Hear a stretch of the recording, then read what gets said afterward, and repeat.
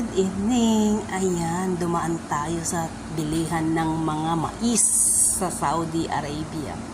Hello. Ayan, napaka-fresh. Ayan, alam na natin ang gagawin natin bukas. Magiginataang mais tayo at magigisa tayo ng mais na may ampalaya. O diba, fresh kong mais. Bihira lang magkabili ng ganyan kaka-fresh na mais dito sa Saudi, lalo na pag hindi panahon ng mga mais. O, diba? Legit ang saya natin pag nakakabili tayo ng mga pagkain Pinoy, yung mga produktong Pinoy na sinasabi natin. Ayan, diba? Hindi porket nasa abroad tayo hindi tayo nakakakain ng fresh. Mayroon din mga fresh dito.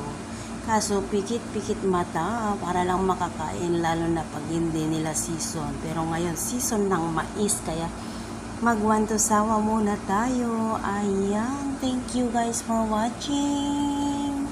Salamat po.